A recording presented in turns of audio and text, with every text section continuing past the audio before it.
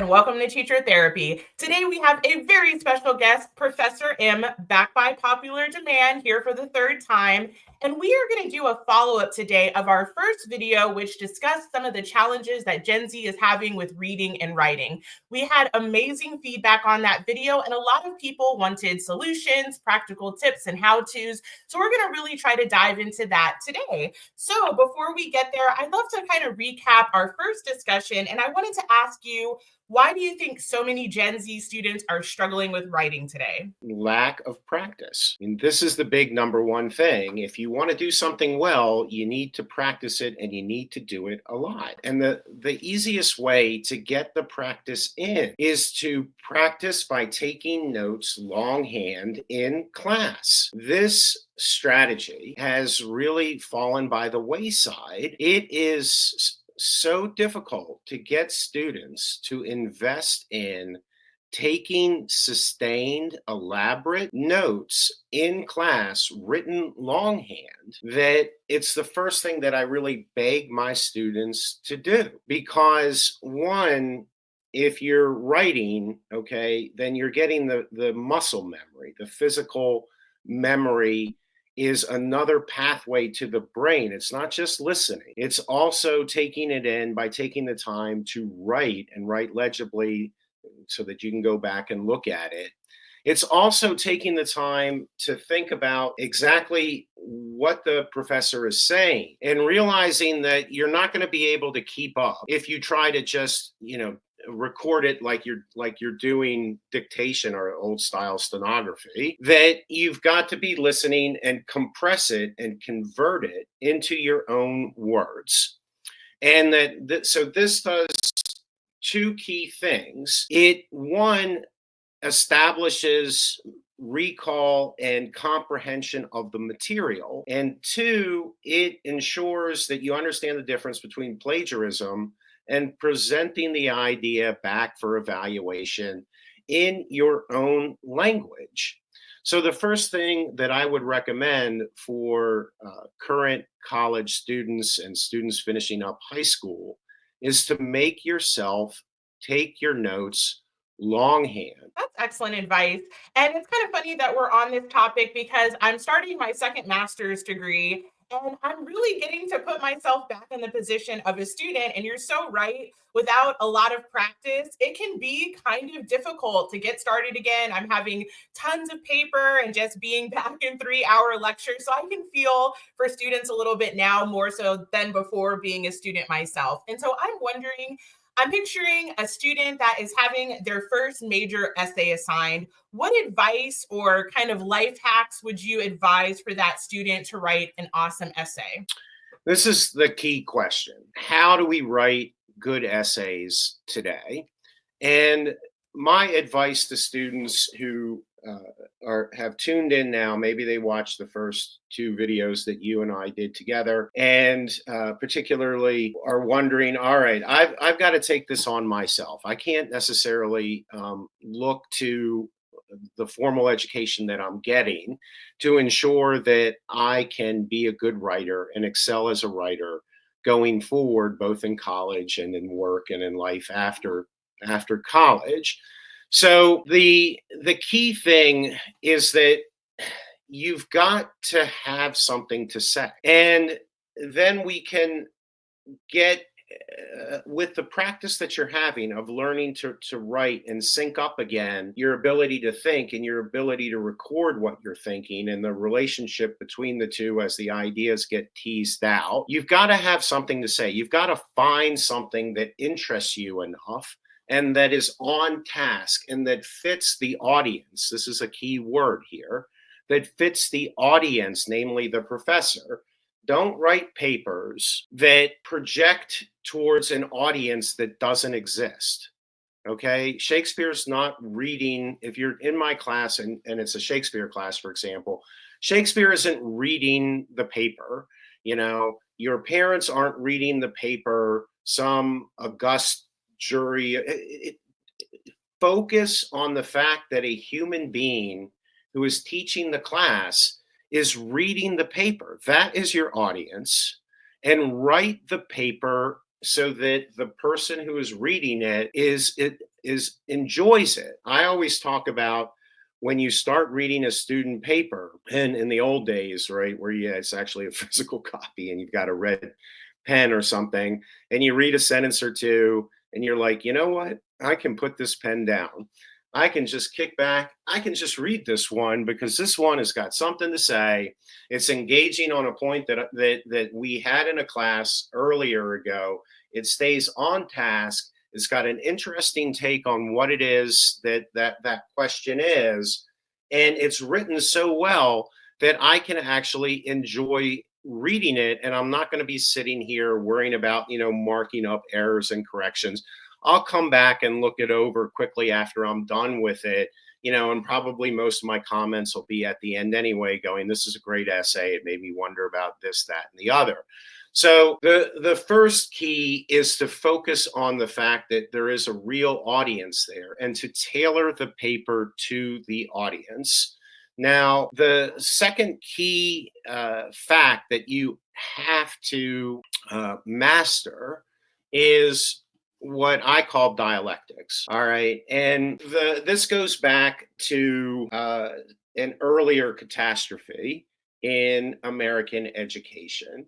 We're struggling with a current catastrophe about thinking about, how is AI going to work and how do we get out of COVID and the various other issues that are sort of 2025. I'm going back now to really the from the 1930s up through the 1960s or so, where America had a obsession and a kind of rooting out of communists, and the notion of dialectics got stripped out of the education for really silly reasons, and that is that Marx and Marxist thought like to use the term dialectics, and Marx used to talk about what he did as materialist dialectics, dialectical materialism, to distinguish him from other thinkers going back in the history of Western thought that also used dialectics. There's nothing communist about dialectics.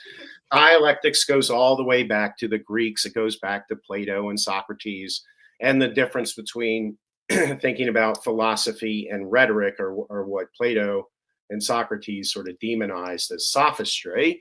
And that it comes down to a note card, all right, that if we're doing an argumentative essay, and most of the college type of essays that you're going to be tasked to write will usually be some type of argumentative essay. It's not just going to be a sort of summarized thing. It's going to be a take a position type of approach, like what's next? What's the most important part of this? Some way or another, the task is going to be argumentative. And that's why we continue to use the word thesis. See, thesis is a hangover from the discussion of dialectics. It's still floating out in space. And if you're not going to use dialectics, then just call it a claim. Say you're interested in a claim, that a paper needs to have a claim. But if you're talking about a thesis, then imagine that note card. All right, it's got two sides. On one side is the thesis. You're going to be arguing in favor, let's call that X. Okay, you're going to be arguing with classes, I tend to avoid sort of the political hot button issues, but like pro-life, pro-choice, going tax more, tax less. All right, whatever the issue is, that you've got X on one side, that is your claim, that is your thesis. You ought to be able then to flip the card over and write what negative X is. What are you arguing against? Because if you can't tell me what you're arguing against, you can't tell me what you're arguing for. And students, because we've fallen out of the need to study dialectics, and this idea that you have a thesis and antithesis, and then what will happen is you'll get a synthesis, some sort of surprising merger of the two that you don't really anticipate. And that will be the position that comes to dominate, and that in the next go round of the dialectic, that'll be the new X, and it'll it never stops. Then suddenly there's another position opposite to that.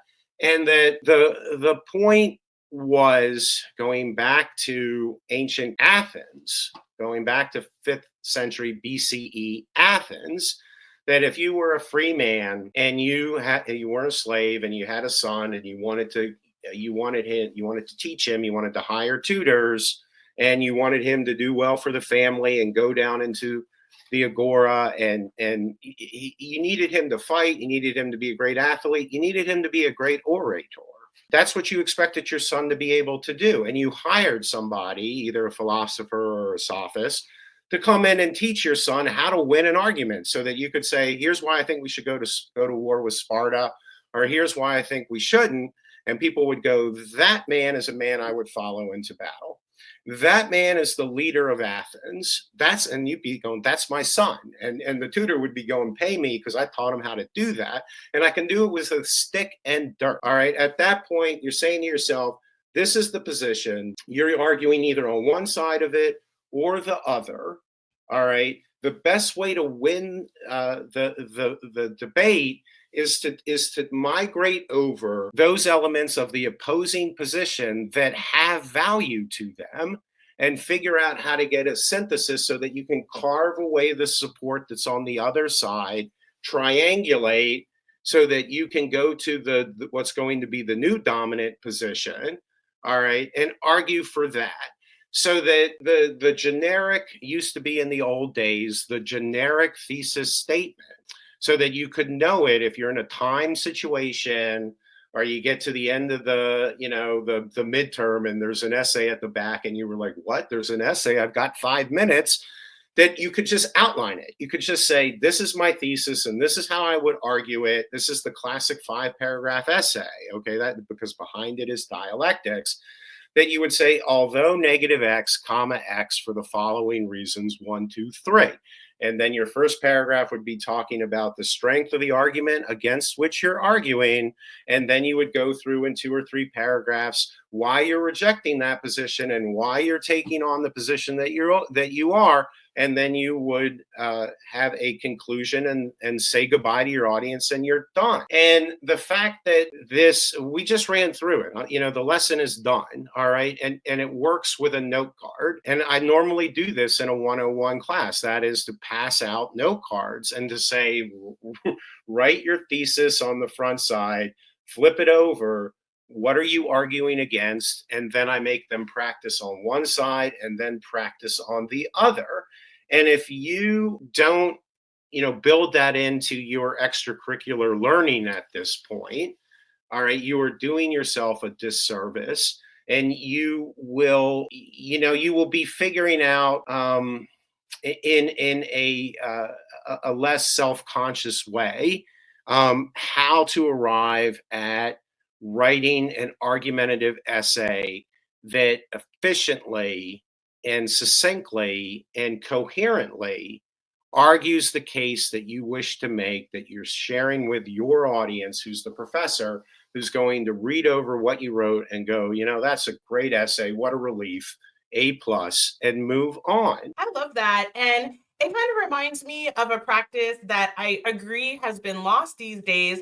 And that's just simply hearing the other side, hearing your opponent's arguments. So, something that I've always tried to do in my personal life to keep that sharp in my own mind is listening to opposing news shows. So, I'll listen to Ben Shapiro one day and the Young Turks the next day, just to really hear both sides and kind of imagine in my own head, how would these two people debate with each other? And one of my favorite assignments that I've never forgotten, way a long time ago when I was in community college, I had a professor that had us basically think about the Kennedy assassination and whether or not we believed it was a conspiracy.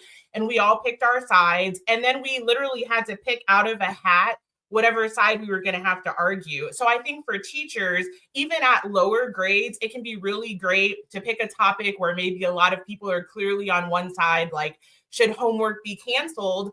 And kind of force them to argue the other position, or kind of have them randomly select it, just so that they can get into that kind of mindset habit of thinking about what the other side is saying and how to discourse with that other side. And so I'm wondering, are there any other teacher tips that you can think of that teachers can do in the classroom or assign for outside work that would really help students in the writing process?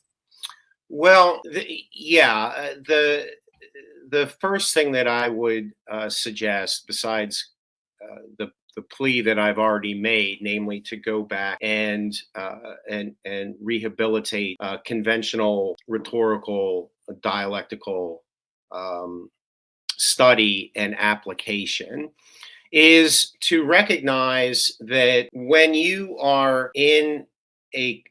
attend college, you are visiting a space where I am a permanent resident. Okay, and the community that is there, to the degree that we continue to keep these things, that we have a thought style. It's a thought style. All right.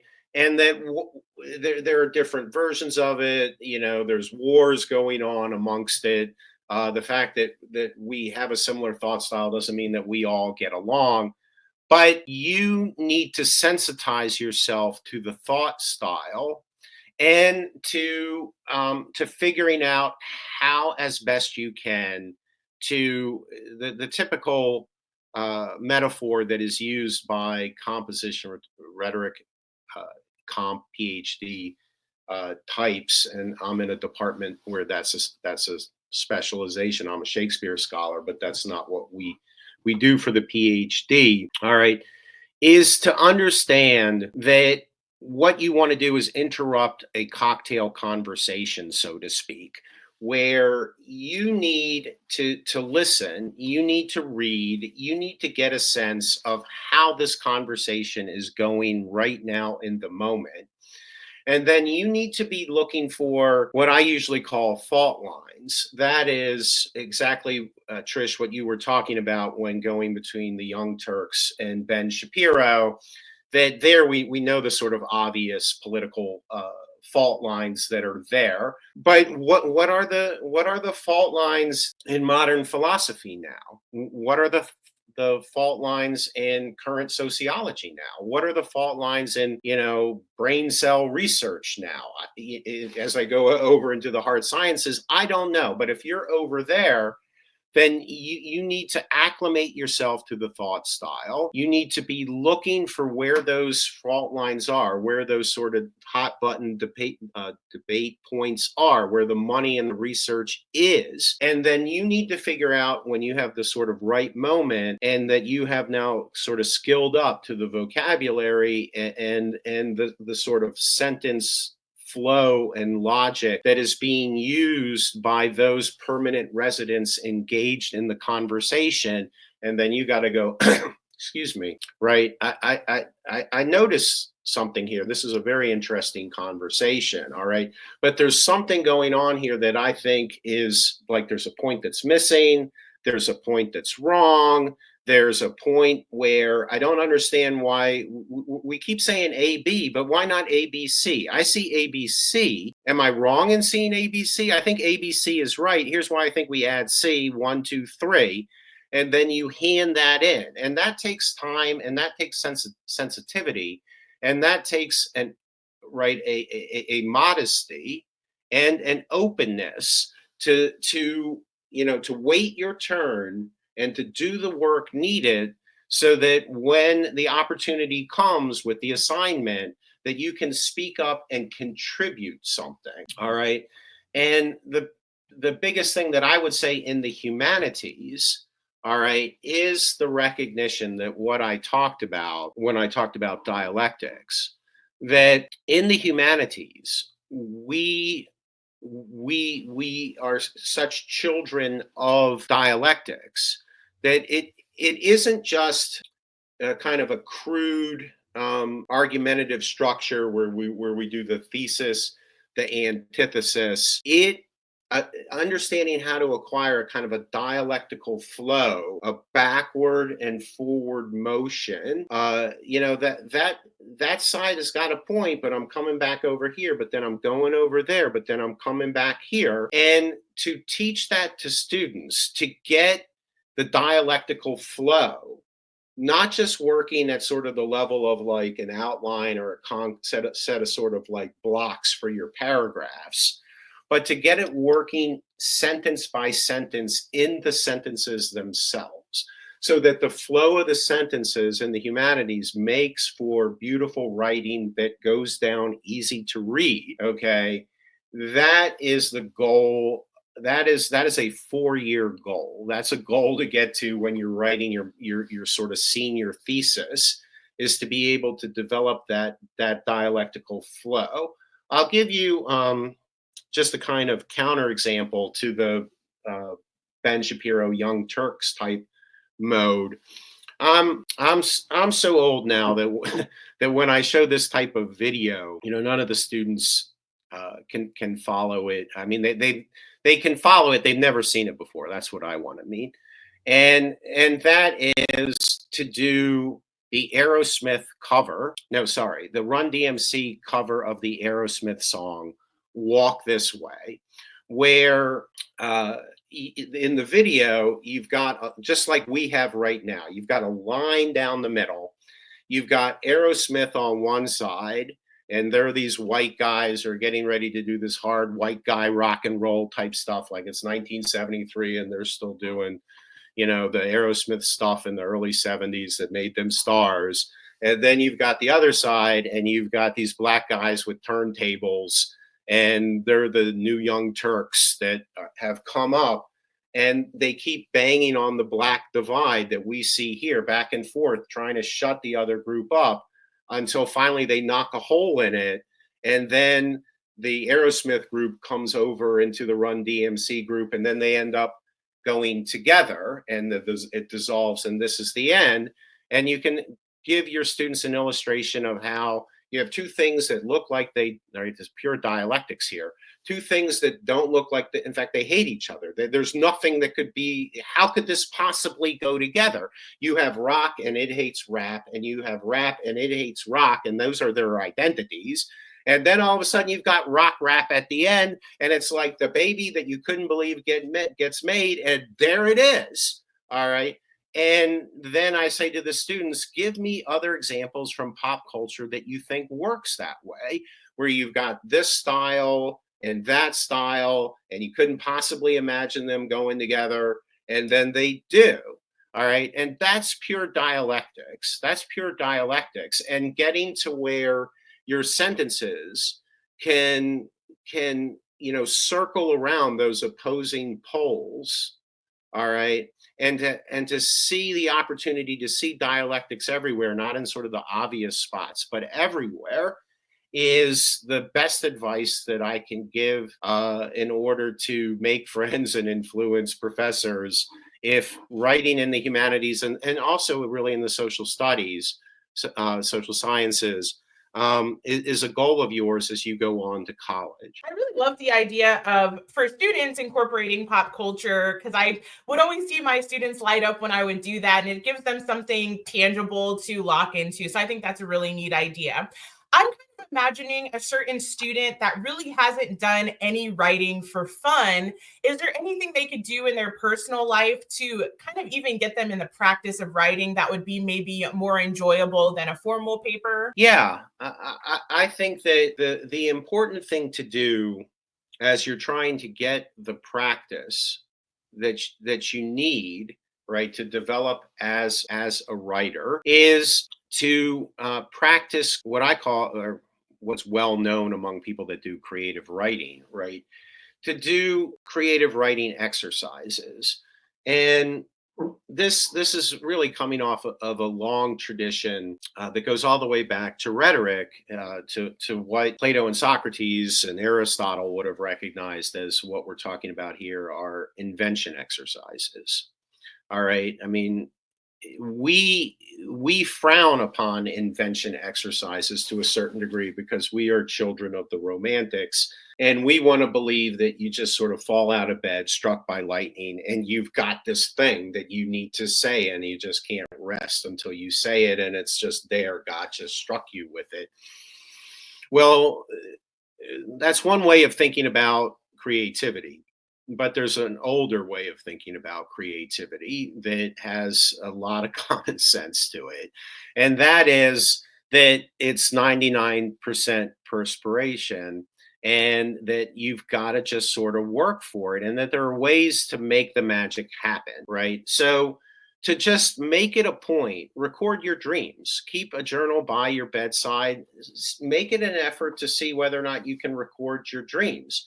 Make it a goal to have 5 or 10 minutes, a couple of writing sessions, short writing sessions a day, where you just, describe what you see out the window. Describe, some things that you're looking forward to that might be happening to you next week. One that I like to do is a stepping stone exercise. Take a sheet of paper, number from 1 to 10. 1, write, I am born. 10, write, I am writing this.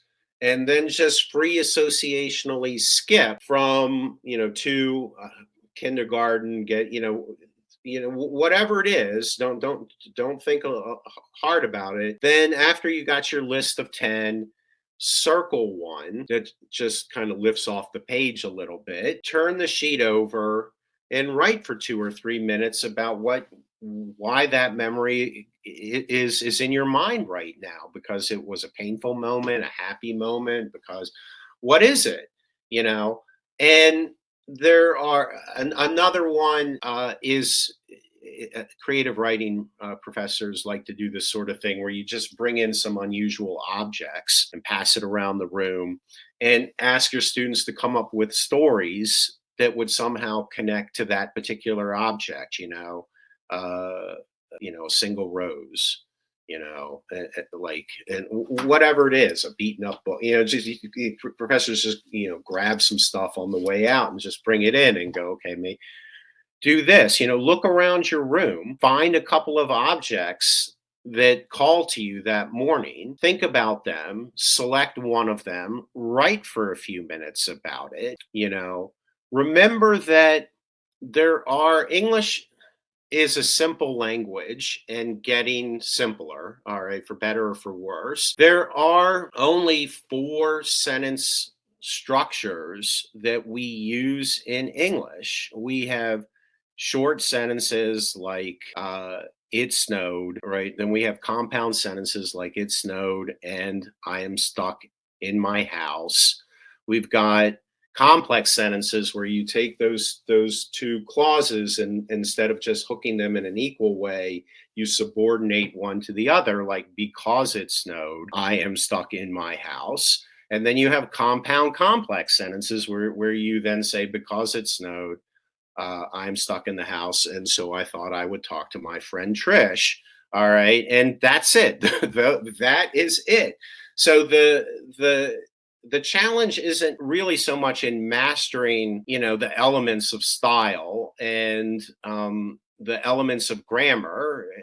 Students often get kind of caught up in that and very sort of anxious over all that stuff. The challenge is to figure out how to turn on the spigot of your thought in tandem with being able to type, or even better with a pencil or pen, and just write for a while and make it an effort to write once or twice a day, every day, and you will get better. I love that. It kind of reminds me of something I heard about Seinfeld, and somebody asked him how he became one of the richest and, most prolific comedians of all time.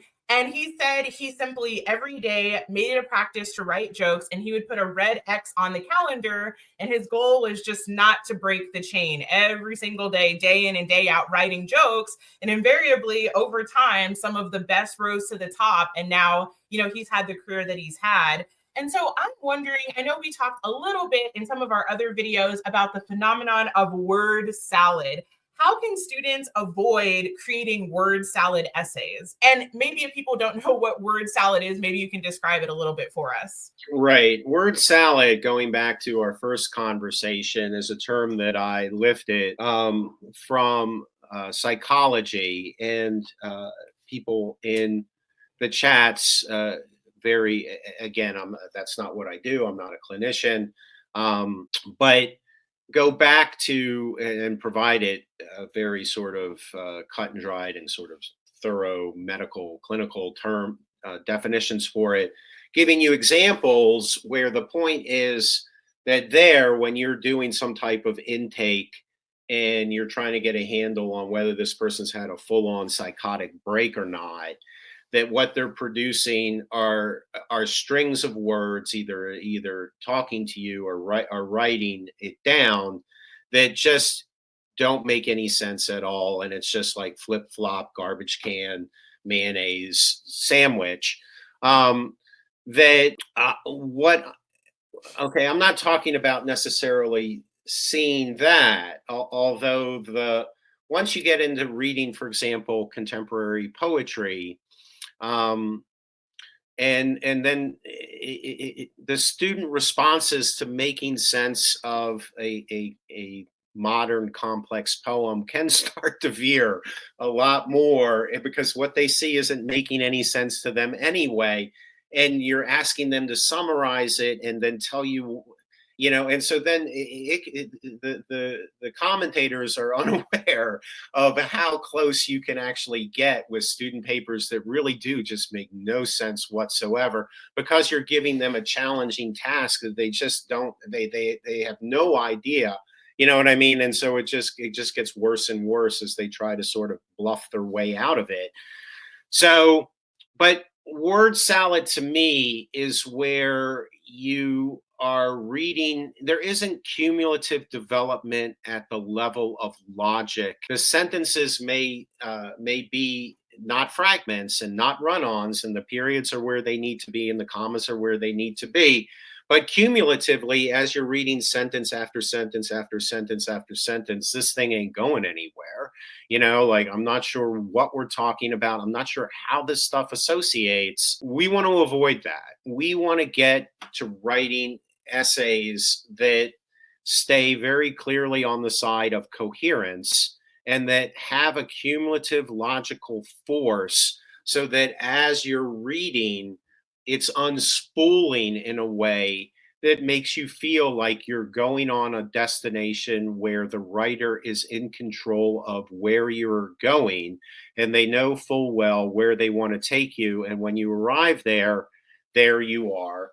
And it all hangs together and it all makes sense. Now, in terms of what to do to avoid this, we were some of the students, some of the commentators earlier were wondering if the word salad wasn't already a product of AI having gotten into the mix, to where the student is just counting on sort of AI to make sense. And AI, as we know, it makes it look, AI is making sense to itself. To the degree that AI makes sense to you or me, it's not necessarily AI's concern. People talk about this as the alignment problem. Like, we have things that we want AI to do, and AI is doing things. Now, whether they align or not, like solve global warming. Okay, well, I'll unleash a virus that kills all the people. Well, wait a minute. Don't solve it that way. Well, you didn't tell me not to solve it that way. That it's an alignment problem. And so that early and initial reliance on AI, I think, right? I think this is something to avoid. I don't understand. I think you need to recognize the fact that education is an opportunity for you to develop yourself and your own mental capacities. And having AI come in and sub it for you is a mistake. So setting aside AI for a minute, right? The important thing to do when you're avoiding word salad as a student is to take the time. This doesn't have to be, it's taking the time while you're writing. It means recognizing that if you are going to start writing with a sense of, I have no idea what I just don't, but I'm going to start. Okay, fine. But then recognize that you're going to revise, that you're going to build into your calendar of writing time for revision. Go back and come back after you do that first, like, I have no idea what I'm going to say. And you're just like, well, I'm going to write. And then wake up the next morning and read it over and read it out loud. I can't say this enough to students. I say this to my students all the time, just like I say, take notes and take them longhand. And I will have classes. I often do this on the first class, and I make my students stand up and walk to the front of the classroom. And then I go sit in one of the chairs in the back. And then I put my head down, I open up a book, I look out the window, and I'm like, hello, I can see you. If I say, get out a notebook and be ready to write, I will notice whether I don't care if you're writing to your mother, you know what I mean? Like and then we'll sit back down, and 2/3 of the students won't do it. So again, there's got to be an attitude adjustment. You have to be willing to accept the fact that you've come here to learn. And then you've got to be willing to build out a calendar of doing some sort of high stakes writing assignment so that you can generate ideas. You can go back and then go, this makes no sense. This makes no sense. Wait, this is starting to make sense. Now, if I take this and I open up a new document and I wave bye to and they're like, oh no, I can't, I got to keep it all. Like, no, you don't. No, you don't. You can throw all of that away. If you got 2 sentences that made sense, work with those 2 sentences in a fresh document and start over clean. All right. So to avoid word salad, make sure you leave enough time for you to eliminate the word salad, and make sure that you take the time to read your essay out loud, pausing hard on every period and longer on every paragraph break to make sure that sentence by sentence, all right, it's hanging together, that the thought cluster that you have as a paragraph is indeed a coherent, they are all clustered together. And then the next one is all clustered together, because usually college students have a lot of slides where, and the classic slide is when you ask them to do a compare and contrast essay, between Hamlet and Macbeth. And they start off in a paragraph talking about Hamlet, and by the end of the paragraph, they're talking about Macbeth. And you're like, no, that's no. You know what I mean? Like, that's 2 paragraphs, or you got to rewrite the whole thing and say at the beginning that you're talking about both plays. And you don't catch that unless you read it out loud and put yourself in a frame of mind as if you're a stranger who just came across this stuff. And now you're going to look at it and see if you can, judge it. Does it have clarity? Does it have cumulative logic? Is it making a coherent argument? Is it supporting its argument? That's what you've got to do to avoid word salad. Definitely. And I'd like to add to that, if you're brave, you can have somebody else read your Yeah. paper out loud to you, and that helps a lot. And just ask them honestly for feedback. Does this make sense? And have them summarize your points, and it'll come across really quickly whether or not you're dealing with word salad. So I'm wondering, we have quite a few homeschool parents and just regular parents that they feel like for whatever reason their students are not doing well in writing. What can parents do to really help their kids, even if the parent doesn't feel like an expert writer themselves? Well, one, there's no shame in supporting teachers. I mean, that is in recognizing, again, that regardless of what the culture has to say, what teachers do, teachers that teach how to read and write and speak in beautiful and effective ways, are valuable people. And there may be people in your friend circle. There may be people that through church or whatever. Make it a point to try to introduce your adult children, to other people in your circle who, it may just be a conversation. It may be an opportunity to meet with these, chat with them regularly. Who else in your circle might have skills like this that you don't have? Can you network to them? Can you get your kid involved with them? This is a great thing to do. It takes a village to teach our kids. All right. And if it's not going to happen in the ordained spaces for it, then we've got to come together and figure out how to make it happen elsewhere. Now, having said that, there's still nothing wrong with you taking steps to up your own game as a parent? Are you in a book club? Have you thought about being in a book club? Have you thought about taking your kid to the public library? Have you thought about making it a point that if the kid is reading a book, read the book with the kid? Read it, And I'm not saying do the kid's work, all right? Have a conversation with the kid about the book. Have a conversation with the kid about the essay that they're developing. Don't write it for them, about the essay that they're developing. I'm not asking you to be a college English professor, okay? But in showing your children that you are willing to learn even at your age, and that lifelong learning is what makes life worth living. You can help your children. All right. Let them see you, and there's no reason to hide it. Don't and they're smarter on that category than you think they are. If you have to figure out where the public library is, that's okay. You haven't been reading any books recently, that's okay.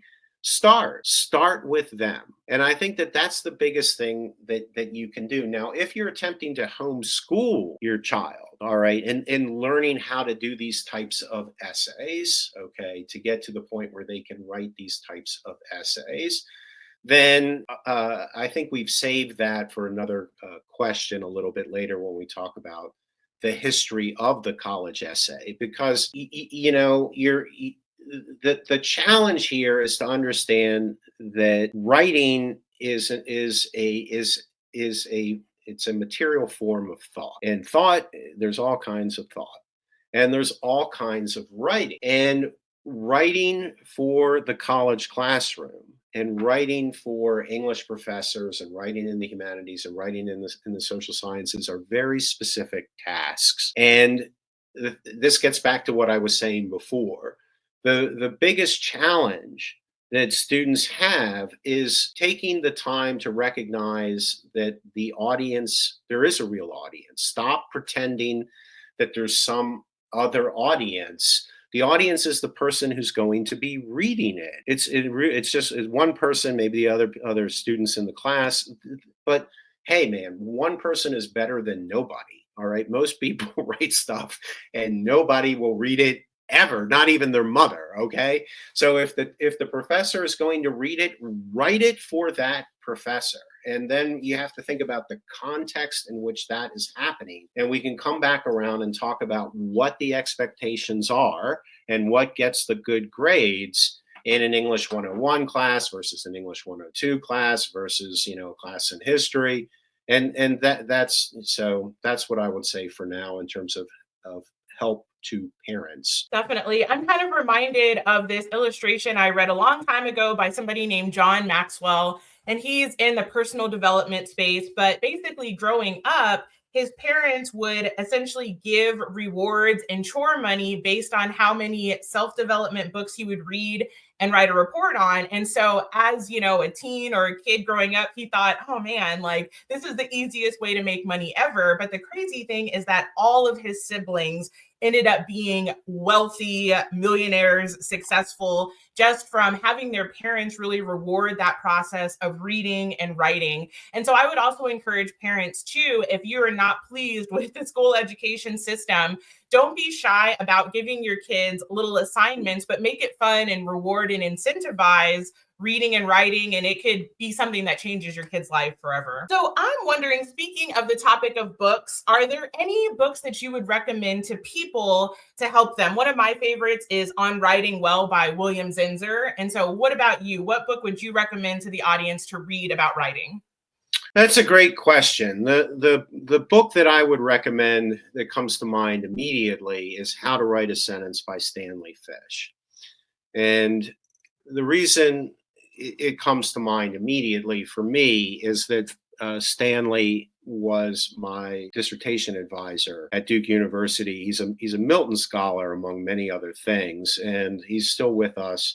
And for many years had a regular op-ed column in the New York Times.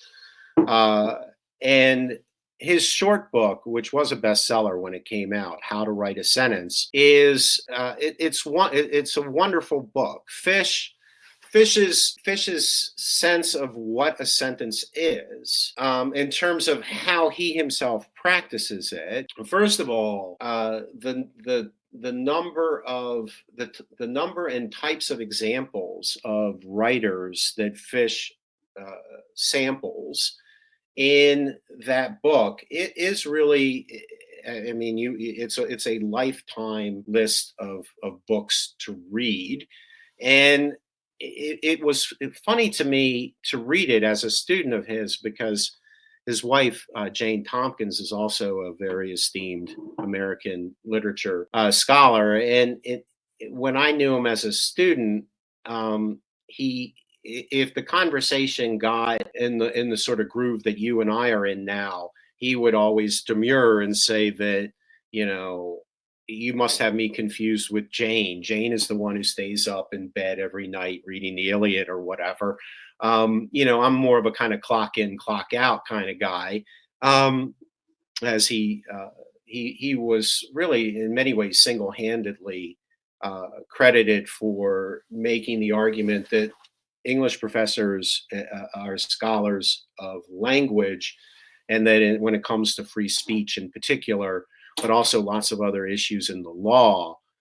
So the what people talk about now is critical legal studies, which is sort of the super hot buzz of the moment, was really started by Fish. And so he had this sort of, hey, look, I clock in, I clock out. Well, not so, my friend, not so at all. When you read how to write a sentence, you've got somebody who's got real magisterial sweep of examples of good writing style, going all the way back to the earliest geniuses who are working in English to contemporary novelists today.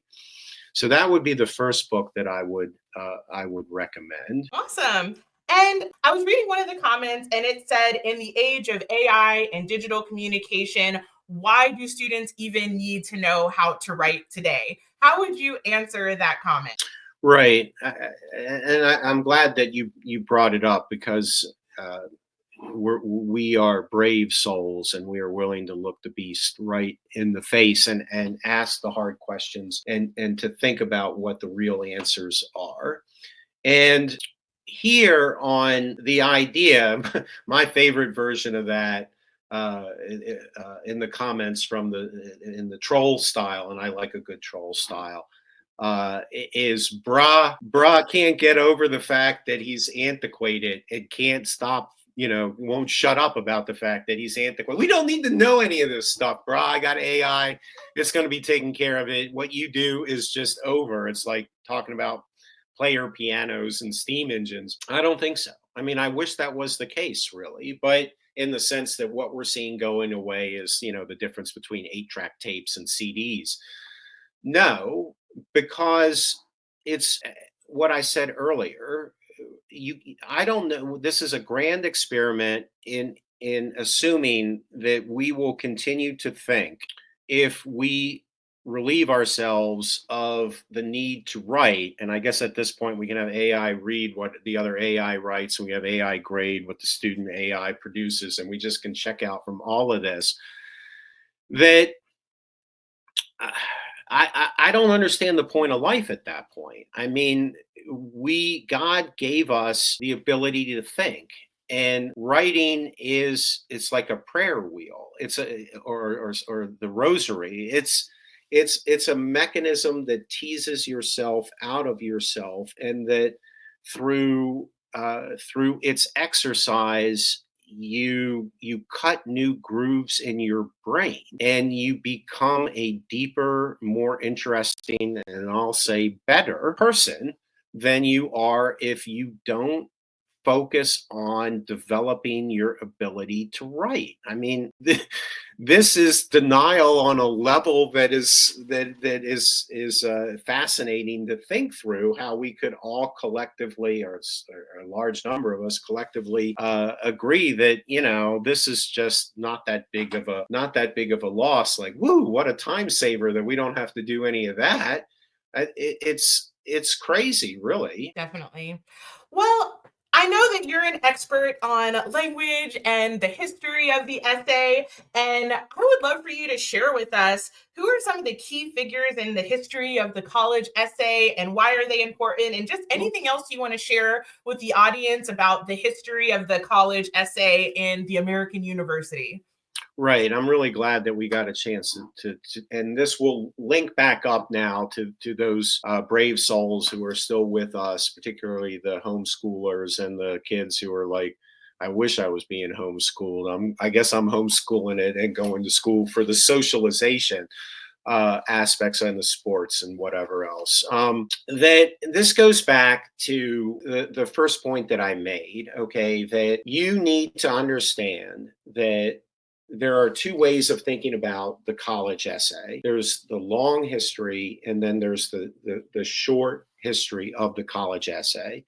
And I'm going to talk a little bit about both, but I'm going to talk about the short history first. So I went to school at Dartmouth College way back in the 80s, and I used to love to walk around the campus and go to the campus museum.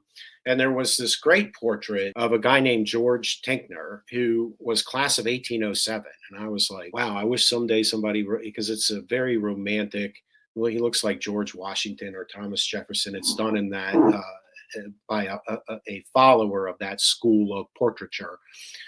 And and then in the library where I would sit and work, uh, and I would move around because I was something of an insomniac, and just sort of read all the books in an alcove, and then go sit in another alcove. And I came across the letters of George Tinkner, and I'm like, that dude, what's up with this dude? What is the story of George Tinkner? And after he graduates in 1807, he takes a trip down to Virginia, and he calls upon Mr. Thomas Jefferson at Monticello, and he explains that he's planning to go to Europe and he wants to study in Germany, and check in Paris and buy books, and so Mr. Jefferson furnishes him with letters of introduction, and then he goes off to Europe for a couple of years and he studies in Germany at the finest universities, and then he comes back and he takes an appointment with the president of Harvard, who's a friend of his, because this is the world that we're in back then. He's a Boston Brahmin, and the guy says, you know what, we're going to make you the first professor of modern languages here at Harvard. Okay, Mr. Tickner. So at that point, you need to understand that we're in the early 1800s, okay, here in America. And the way that English is thought about, all right, is as one of the modern languages, along with Spanish, along with French. So the initial ways of teaching English, all right, you're going to get the sort of the classic split kind of emerging at the hands of George Tinkner very early on. And that is, on one hand, you're going to have the sort of grammarian approach, and you still see this a lot, and it's sort of deeply embedded in a lot of average to not so great English teachers when you encounter them. And this is, in the old days, if you look at what early English classes are at Harvard, spelling tests, like you need to spell. And the thing is that Tinkner is thinking, look, this is an environment where you had Hebrew, Latin, and Greek. Those were the dead languages. So for Tinkner, what he was doing was, it wasn't right. We say modern languages. It was the living languages, the languages that we live in. Well, if you want to learn Italian, go to Italy. Can't go to Italy? Hire an Italian nanny to read to your kids. Get to the point where you're an adult now and you still want to learn Italian. All right, well, we're going to learn vocabulary. We're going to learn, how to conjugate verb. We're going to run through it. English? Really? You're so uncivil. English? Okay, well, we're going to do it like the other languages. You know what I mean? Like, here's spelling. Here's conjugation. Here's what a sentence fragment is. All right, so there's the buildup of the sort of grammarian logic to what English is.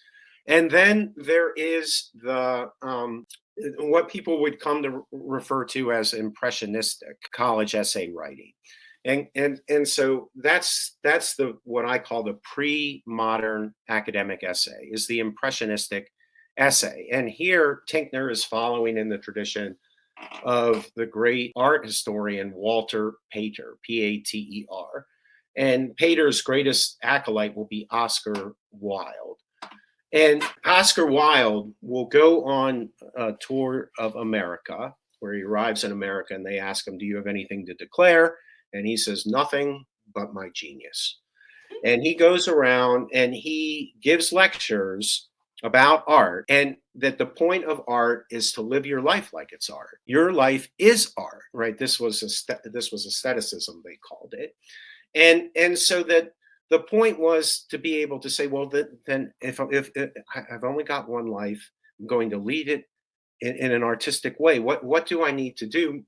Mr. Oscar Wilde, well, travel the world, meet interesting people, read great books, look at great art, and then share it with other people. So that, right? So now this type of college essay, and George Tickner would kind of do this and come into the room, and people that don't like, who feel rubbed the wrong way by the way that I am, as somebody going, well, I went to Dartmouth and then, I studied for a year in London and then and it like this kind of stuff, he's lording it. He likes to hear himself talk. This is all the early impressionistic way of writing a college essay, where the prompt might be like, we've just read Romeo and Juliet. Have you ever felt like Romeo? Have you ever felt like Juliet? And then they'd write a response to that. You know what I mean? Like talking about when they first fell in love and whether it broke their heart or not. And maybe they'd get around to referencing a few little speeches in the play that kind of reminded them of it. Or, right, where to Pater, the whole challenge was to figure out how to say to somebody, I've never been to Paris. I've never seen the Mona Lisa. What does the Mona Lisa look like, in 1870? Right? What does it look like? And to describe in words so that it's a poem in effect, right? You're creating art in the essay about what it was like to be in Rome, to be in Paris. Okay. So these types of early impressionistic, kind of postcard home, really, in a lot of ways, type of essays. These are the pre-modern college essay. That's what it was like. All right. Then when you go past World War II, and you've had this explosion of universities, the Texas State, Central, all they all and the whole culture that we're in now, where it's like, well, you must go to college, just like you went to high school, you must go to college, and you got the GI Bill, and you got all of this. Then the issue becomes, okay, enough with this impressionistic crap. I mean, can we get down to something where I can go to the university club and sit opposite the biology professor and the science, the chemistry professor and the medical anatomy professor, and make it sound like I have a body of knowledge. I teach that body of knowledge to my students, and I test my students on it, and I can say right or wrong, right or wrong. And this is where we get back, and you saw that in our earlier discussion that people talked about it a lot, and that I still like to do it, which is take the short poem, the sonnet by Frost or Stevens or Shakespeare, whatever, have them summarize it, and then have them tell you what devices they use. Like Noel Perrine had this great reader in the 50s and 60s called Sound and Sense.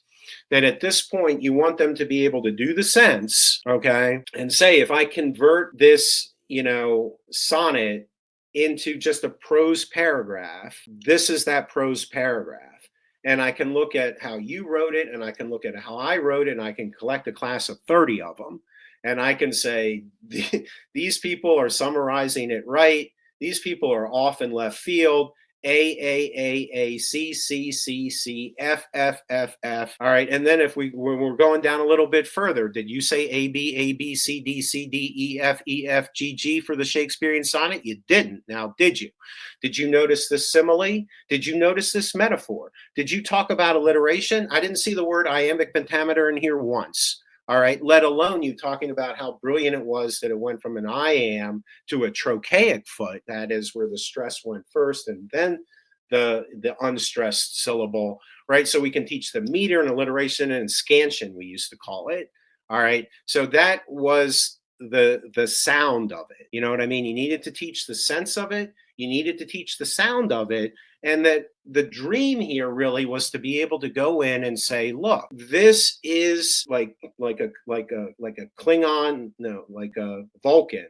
A Vulcan Spock took this poem by Shakespeare and said, convert into a paragraph exactly what it means. And it went, Zoop, and then I could feed in, I guess AI could do this now, right? Feed in every student response and go, this is 100 out of 100, this is 98 out of 100, this is 97 out of 100, and then go, okay, now we're going to go down to the next level. Who noticed iambic pentameter? Who noticed the alliteration? Who noticed the metaphors? Who noticed the similes? Right? And that is the modern college essay. It's rooted in the English language. It's rooted in going to English class. You're expecting it to kind of be this sort of English type stuff. And it has a deep inferiority to science, right? It wants to get on the white coat and go, this is, and if you're in a classroom and you're clearly operating in that modern academic essay, or, somehow they've gone back and they've discovered the sort of pre-modern impressionistic essay, and then you've got the postmodern academic essay. And here I talked about it in our discussion lead up to this. The acknowledged anthology is Ways of Reading by Bartholomew and Petrosky, and here you see the reversal. That is, that with that essay, with that collection, and I would say that if you're thinking about homeschooling this, or you're thinking about learning this on your own, get that collection.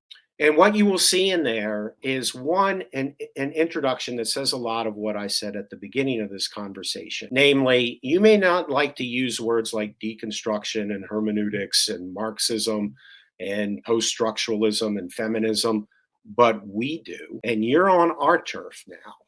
So you need to elevate your game, and you need to understand the thought style that we use, or get out.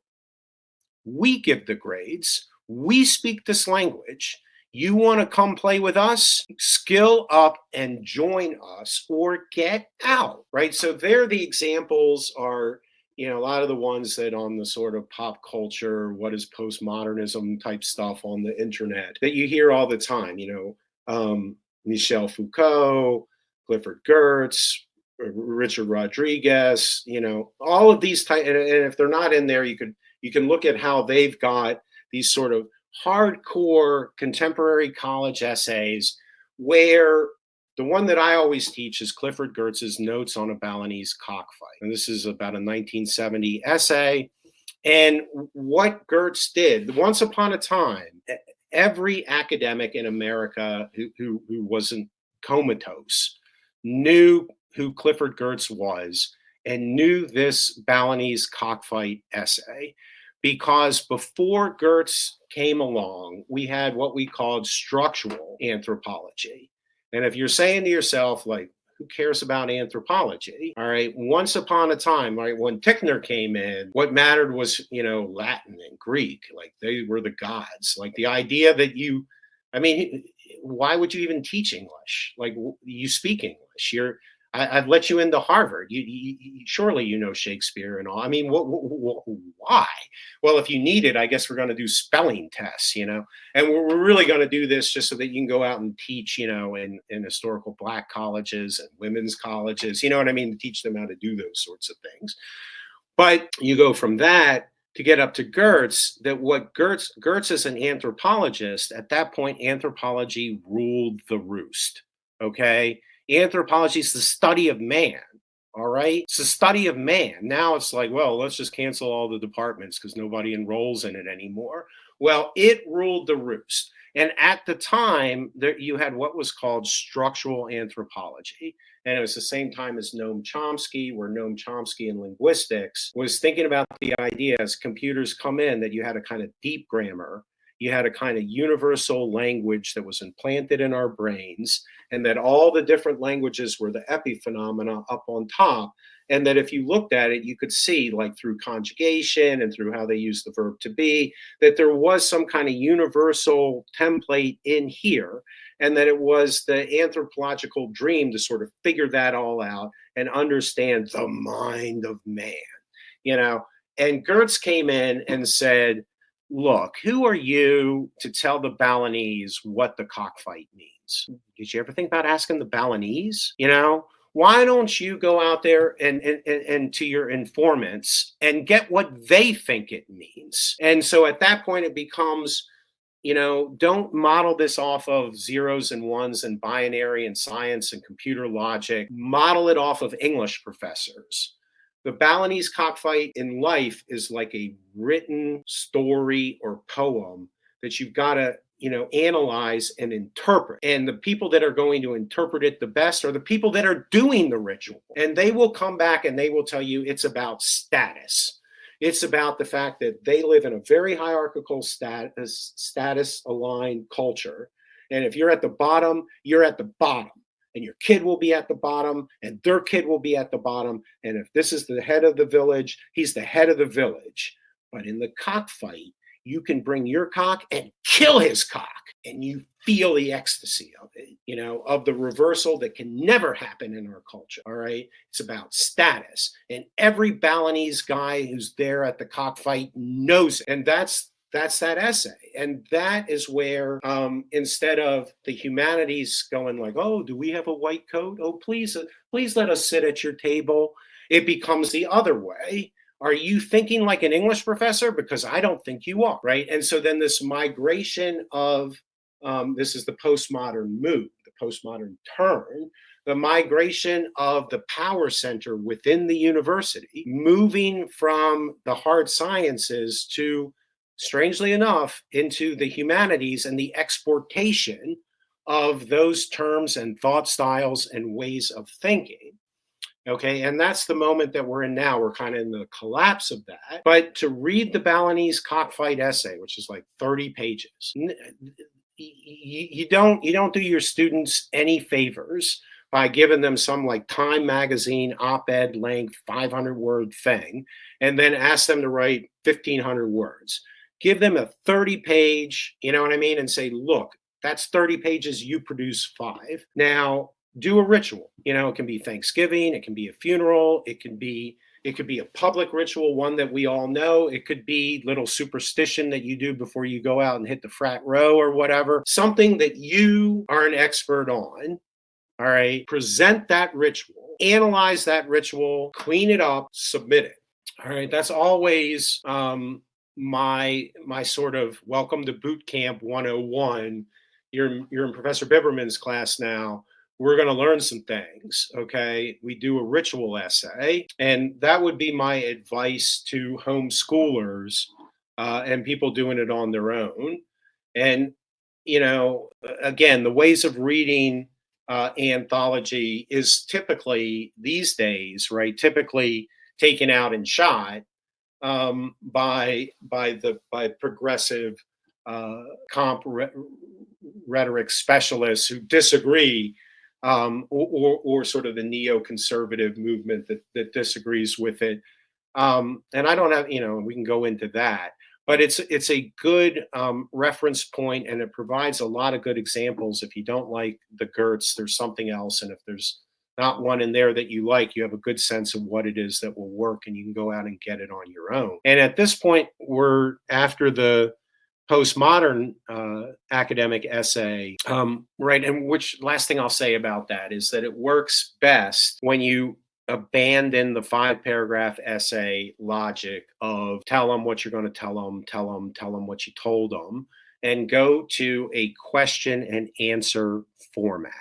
That is, start with you know, I'm wondering about this, and now I'm going to try to solve this and see if I can get down, you know, to some sort of stabs at a reasonable solution and answer to the question that I raised at the beginning of the paper. Now, that will keep you off of word salad as well, right? To go to a question answer format. Okay, I'm going to try to summarize what you said, and feel free to tell me if I got it totally wrong. So what I heard is initially 3 phases of the essay. The Yep. first phase was with Oscar Wilde, making kind of informal speeches, talking a lot about feelings, the experience of art. And so that essay was really about processing one's own feelings and just kind of their experience of the world. And then Yep. that transitioned to phase two, which was much more technical and trying to be on par with the sciences and much more. There's a right and a wrong. It's very clear, very black and white, scientific. And then that transitioned to phase three, which was more about maybe the multicultural experience, looking at other people's perspectives and making sure to keep that in mind. And now we're in kind of phase four, which is more about questions and answers, problems and solutions. Did I kind of summarize that correctly? Let me know where I missed it. No, that I think that's very well done. That again, to recognize that the weight of the past lays upon us in various ways, and that yeah, there it is easier to go after somebody like me as an English professor and a Shakespeare scholar, and say, let's go ahead and just get rid of that, because it's not like you needed to go to medical school or engineering, or it's, and there's a certain logic in that what you see happening is that with the question that you asked me earlier, where I just gave the Stanley Fish name and his really wonderful book, that going back to people like Walter Pater and going back to Oscar Wilde is one of the great essay writers in the English language, and going back, and you can do this. You can go into bookstores and buy anthologies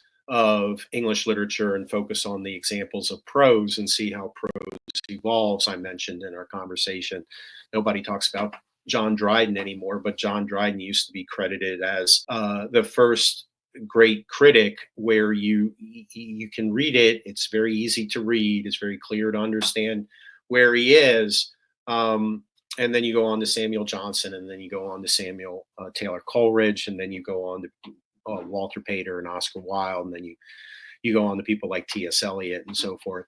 And to do that, I mean, nothing needs stopping you from doing that. But my point here, coming back around to what I was saying, is that Oscar Wilde made money this way, and Samuel Taylor Coleridge offered lectures on Shakespeare, and he could do a subscription series and get money and make money and live this way. Okay. And that as that tails off, yes, there are opportunities parasitically, if you will, right? That writers like that, public intellectuals like that, they crept into the university. So it's a straight line that the early college essays are versions of public lectures given by people like Oscar Wilde that people paid money to go see. You know what I mean? Like back around 1900, 1920. Okay, that's how this game got going. And now there is a certain degree of a kind of like, well, let's flush them out. But and it is what it is. But that is the first phase. And then the second phase, again, people really identify it as aligning with what we could talk about as sort of the American century of power. That this is where everything was kind of working right. The GI Bill is working right. We've got all these students, right? We need more people, right? It's expanding. People uh, older than me, the professors I had, could talk about when they remember when, it was, there used to be a time when you would go to the Modern Language Association conference, which is founded in 1883. Okay. Again, George Tickner and those people. And then around 1883, they've got a critical mass of people doing this weird living language stuff that they can do it. And there were two tables. One table, you put your business card down if you were looking to hire instructors. The other table, you put down if you were looking to be hired as an instructor. And there were matches made, and it was an old boys club. And there were more people looking to hire than there were people trying to get jobs. All right, in the 1950s and 60s. And then that rapidly reverses. But at that moment, you then have what you were taught, right? The modern essay, which is looking to figure out, and ultimately, right, it aligns with a notion about truth and reason to where you could say, I have the right interpretation of this sonnet, and your interpretation of that sonnet is wrong. It's wrong. All right. And that was the dream, to get to where, and the need to grade this way, to be able to look down at an assignment where you understood the sense of the poem or the short story or the novel, and you could talk intelligently about the sounds that were accompanying the sense, and that I could evaluate this in the same way that we could talk about alkaline and acidic, and talking about biology, and that alignment with the idea of a right or wrong, a truth, and all of that. And then around 1970 or so, seeing this reversal where where the exportation of what, to a certain degree, what you were talking about, namely multiculturalism and the need to recognize, hey, who are you to come in and tell the Balinese what their rituals mean? I mean, the Balinese know what their rituals mean. Okay. Why don't you listen to them? And to take that kind of mindset into the sciences generally, and to attack notions of meritocracy and stuff like that. That this is the postmodern phase. And in terms of the last point that you made about question and answer, I just was coming back around to, I mean, I would say we're in the afterlife of the college essay right now. Like maybe there'll be a sort of, new wild flowering of essays, but written by young people now, that are just mind blowing because the constraints are all gone. But I was simply saying that, closing off something that I talked about earlier, namely that, yeah, there's a lot to be said for understanding that the 5 paragraph essay, as people talk about it and teach it, is not, an idiotic idea. It's a very logical idea, and it's very reasonable to adopt, particularly in timed evaluation circumstances.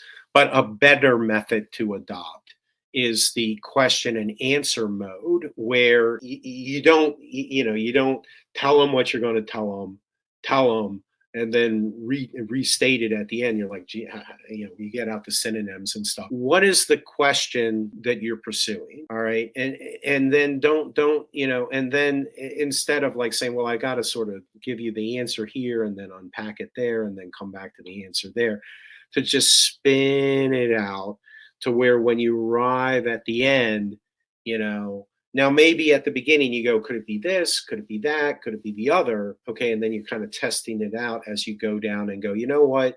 It's more this than that or the other, but these elements kind of, that is a better organizational structure than the conventional tell them, then tell them again advice that you often still get. Makes sense. So it sounds like phase 4 is yet to be known. Now, there is one thing that you said that I know people are going to flip out about. And so I was going to ask you about it. You mentioned that a lot of people may not enjoy talking in terms of Marxism or feminism or some of those progressive ideas, but if they're going to the modern university, they need to learn about them and be able to speak in that language. Can you tell us more what you meant by that? Yeah, I do think that we're back to a question that I can invite our listeners and viewers to think about themselves, which is, with those ideas that we just ticked off: Marxism, feminism. Were there a couple others in there that you mentioned as You mentioned well? Foucault and just some of the theorists that are coming up again a lot in modern discourse. Yeah, this gets back into the idea of, is theory or critical thinking. Okay, there are times when you say to yourself, that's costume dressing. Okay, they're saying this is a class where the point is to teach critical thinking skills, but it's not. It's a class in indoctrination into left wing ideology. Okay, now Stanley Fish came back around. He was somebody who was very well known for arguing that, and as a dean, he was a dean, that politicizing the classroom is to be avoided. And as a dean, he did everything that he could to stamp it out, frankly, at the University of Illinois, Chicago, where he was a dean. But you say, how do you do that? And Fish's argument was, well, you go into the classroom and you can tell. All right. And so, to the degree that you are looking at a classroom where they're saying, what we're doing is teaching how to think and critical thinking skills and critical theory, but it's a politicized classroom. All right, that's what it is. It's an advocacy approach where they're advocating for a certain sort of outcome as the outcome. All right. Now, that's not personally what I'm talking about when I'm saying that as an instructor and you go in and you're teaching theory and you're teaching how to think and you're teaching critical thinking skills, that what you're doing is politicizing the classroom and advocating for a particular side. All right, at that point, then I think that you've missed the point, really, of of what college should be doing, and that is a belief, like a real belief in the notion that this is really the marketplace of ideas, going back to the notion of the European Enlightenment and the thinkers like Kant, that you can have a sphere where you can have the devil's advocate. You can any idea is fair game to introduce and to evaluate. All right. And that what you're trying to do is teach people to be critical thinkers. And that if you introduce them to the notions of, let's say, feminism or Marxism, it doesn't, right? It's a very odd belief, actually. It's a very immature belief, I think, that simply by exposing the students to what Marx believed, or then critically what Lenin believed or what Mao believed, given the fact that Marx wasn't working the way that it wasn't happening the way that Marx had predicted that it would happen. That if you are teaching them that means that you must indoctrinate them. I mean, I don't think that that's the case. Or alternately, right, this is the point where I say is very naive, is that simply by coming in and teaching them Marxism, they will turn into Marxists. By talking about feminism, they will turn into feminists. I don't think that that's the case. So I do think that it is the case, all right, that you do see politicized classrooms, and that you do see a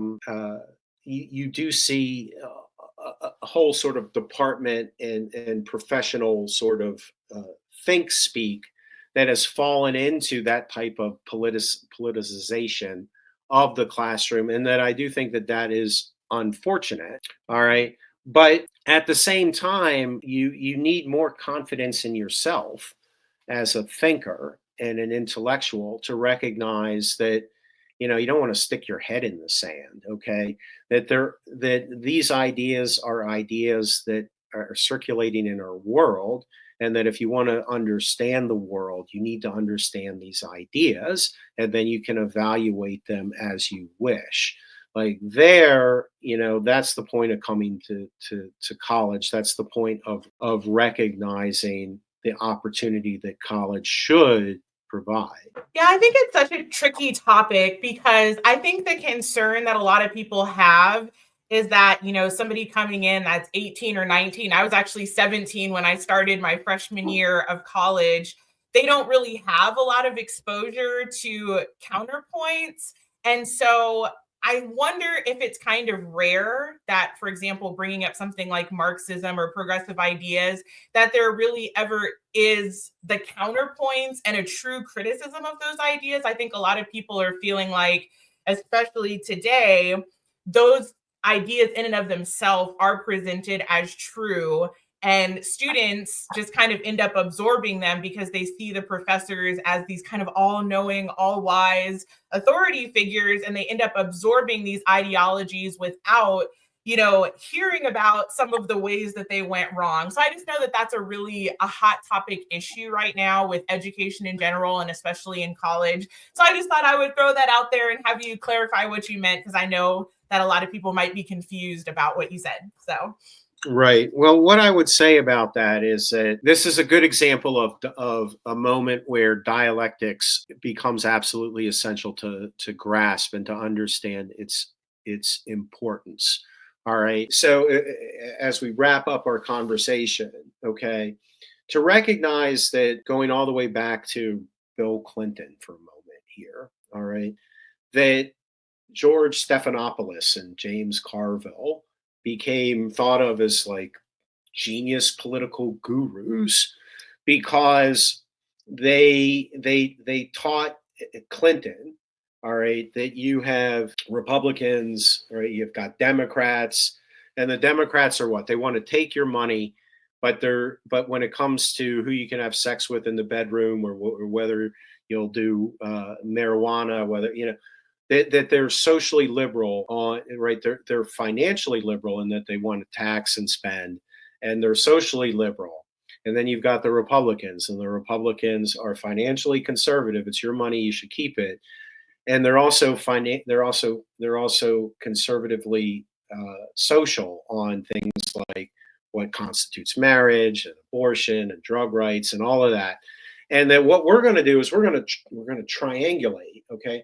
And so we're going to make you the new Democrat. And so the new Democrat does what? Balances budgets, but also is socially liberal on all those issues. And now, right, this is just straight up dialectics. This is dialectics. Then celebrate it as like, oh my God, you've come up with an entirely new way of thought. And it's like, no, this is just the way we've been thinking since Plato. Okay.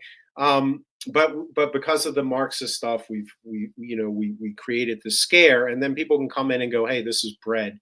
Wow, this is bread. I've never taken. Well. So coming to our moment right now. All right, dialectics is what enables you to hold in your mind two opposing positions. In this case, right, and to recognize that there's something to be said for both positions. All right. On one hand, we are having this conversation and you are enjoying, and I hope you get much more and you deserve it, tremendous success with your teacher therapy program about how, teachers get no respect, the entire structure is collapsing, learning is falling into the ocean. All right. And at the same time say, the problem is that these kids, they just adopt the way these teachers think. And you're like, well, how can that be? It's got to be. I mean, and you go, no, no, no. Dialectics lets you understand that in a very important way, it's both at the same time. It's both at the same time. And that what we're dealing with in a very even odder way when we get down to it is the recognition that the imprint that so much of the educational system is having on our students, all right, is so negative that they come in, and with my own son, all right, who's a young man, that when I ask him, why do you think the teachers have assigned these books for you to read, his answer is to make me feel bad about myself. mm, And you go, why? And you go, well, because I'm not a refugee. You know what I mean? I'm not displaced and living on the streets. Everything that we read is like this indoctrination into we must praise the victims. You know what I mean? And like, if you're not a victim, if you can't talk about your victim status, it's not worth reading. We're not going your story is totally irrelevant. At the same time, right? So, and so you're absolutely right. You know what I mean? That this educational culture does have a kind of a negative groupthink that is powerfully working on our children and our young people, and not to their betterment. And and that it's not one or the other there. It's both of those things are happening, and only by seeing that situation clearly, okay, Can you try to come in and figure out how to architect a solution that is big enough to confront the problem that we're looking at, which is to somehow recognize the fact that everything that we just said is true, all right? But you don't do anybody any favors. And I don't think you get to the solution to the problem that we were just talking about without recognizing that this is also a very Stanley Fish point of view, okay? That simply teaching people how to use the word deconstruction or posthumanism or whatever the buzzwords are, all right, that actually, is branded in its DNA as radical left is idiotic. They're ideas. They're ideas that can be used by the right, they can be used by the left, they can be used by the middle. There's nothing that is preordained. And that's what I thought you postmodernist guys were trying to teach us. There's nothing that's preordained that says that if I do a class on feminism, they will all walk out and register promptly to be Democrats. I mean, that is a stupid assumption. Okay.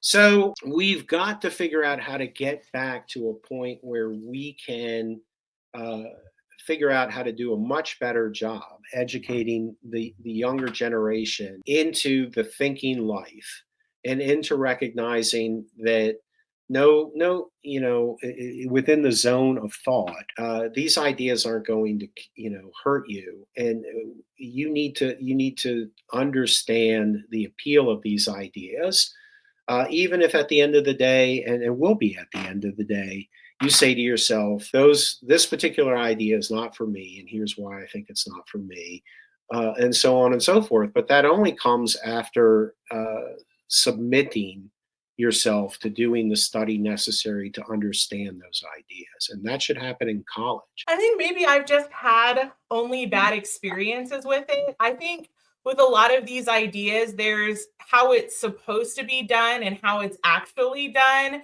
And I've actually experienced far more of the prescriptive model of teaching those ideas, where I would sit in a graduate level professional development, and we would talk about how whiteness is bad. We must deconstruct whiteness. Let's sit at tables and write out things that represent whiteness and talk about how we can dismantle those structures from education. There was no talk of, well, here's this objective perspective. This is what it's called. Here's the pros and here's the cons. Like, I've never seen it presented that way. And I do find that problematic. And I'm in my first semester of graduate school for a counseling psychology program. And one of my classes, I do feel as if it really exemplified a lot of those things. It was somewhat subtle, but at the same time, capitalism was only ever mentioned in a negative light. There was never a discussion of, well, some people think this and some people think, it was just like stated. And when certain political topics would come up, they were only presented as this is the way. And, and these are graduate students at least, so hopefully they have some practice in thinking. And when the election results were what they were, in one of my classes, we basically had what could be described as a morning session where people could lament the election results. And so I personally have not seen that fair and balanced view in academia where it's labeled, this is what we're discussing. Feel free to criticize it. It's very unilateral. This is the way. This is what's right. Obviously, everybody thinks that. And then they just stare at the class and nobody's going to raise their hand and say, oh, I disagree. So this is totally, I think, a different video topic perhaps, but it is something I've been thinking about a lot. And it's something that comes up, in the comment sections a lot. And so I just thought I'd throw it out there, but I know those are deep waters out there. So. Yeah. Well, again, my favorite parts of our conversations are where you go off. And because this is one of the things that I really lament as a professor. Okay, and I mentioned this before. that I grew up first generation, and this is also something that I wanted to say. Right, my dad was a motorcycle mechanic. My mom was a file clerk. She worked at a big Navy base in the United States. Um, that the sense that when you just flush all these people out, when you when you just decide we're done with college essays, whether they're impressionistic or quasi scientific or postmodern or whatever, that we don't need any of that.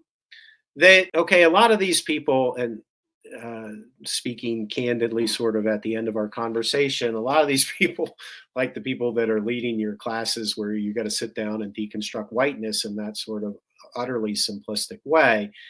That all right, first of all, I don't get to spend a lot of time with those people in the sense that, there might be some departmental meetings and there might be some mixers, but generally speaking, I go off to teach and I deal with a classroom of young people and I don't really deal with my colleagues. You know what I mean? Like, whereas when I helped out at my dad's motorcycle shop, or for 12 years my dad lived with me, and in addition to working my job as a professor, I worked on motorcycles with him because he had regular clients who were very happy to keep bringing their bikes to him, and I would work with him and we'd work together. We'd be with other mechanics. Human beings, when working together, talk, and I had a lot of really deep conversations about all the sorts of stuff you're talking about with guys who didn't go on to college, who were ex-military but were mechanics or whatever.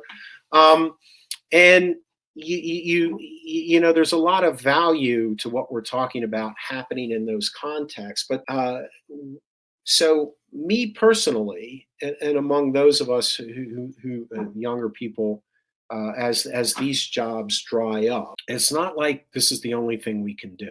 Okay.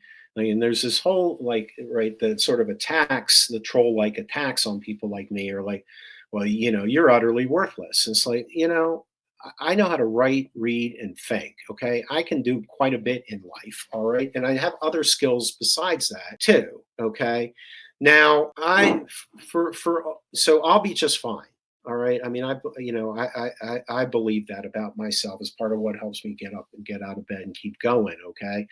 But maybe less so for some of these other people who are running workshops like that on this is how you understand whiteness. We don't have a lot of cross checks on that sort of stuff because we basically avoid each other and just march off and go into our classrooms and and just talk to these kids and deal with it. So it's hard to get a sense of that's why I value listening to you and what you have to share. And I do think that among I was very fortunate in the places that I studied and the people that I studied with. All right, and for example, in addition to Stanley Fish, I studied with Eve Sedgwick, who, along with Judith Butler, is thought to have created queer theory. And I studied with Frederick Jameson, who just died September 22nd of the past year. And he was on my dissertation committee too. And people identify him as America's foremost Marxist critic. And it was really rare in the context of any of those classrooms, Sedgwick's, Fish's, and Jameson's, where you had stupidity going on at the level.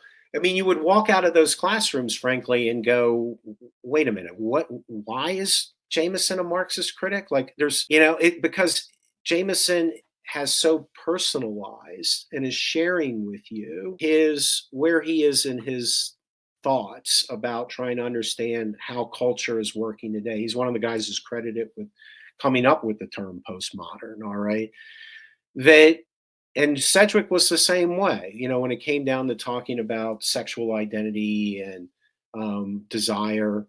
And she was totally off of. She died of breast cancer in the early 2000s. And she was in remission when I was studying with her, and it was about shame. She had totally burned out on conversations about sex. And she was thinking about the deep ways in which we've refused to really accept the fact that shame is what makes people behave the way that they do. It's not about sex, it's about shame about sex. And you know, and Fish was going off into his real intellectuals, real deep thinkers, okay, they rarely they rarely operate in these really simplistic little boxes. And your goal as somebody coming up in life attempting to get an education at a college is to try to find more people like that and avoid, but see, you get stuck, right? Avoid the cookie cutter type classrooms, um, that you're describing when you have these whiteness exercises, or these decisions to just have like waste your money on a morning session because a vote didn't turn out the way that you wanted it to turn out. Yeah, it's definitely, I think, something worth discussing because I think that, like you said, a lot of people are simply unaware of what's really happening in classrooms, or their paradigm is maybe from a different time where it wasn't so polarized as it is in 2025. So I definitely think it's a discussion worth having some more. But I know you're headed off to a departmental meeting, so I don't want to keep you Yeah, any I longer. need to go. Yeah. But thank you so much for this awesome conversation. And audience, thank you for watching. We'll see you guys next time. Bye for now, everybody. Bye.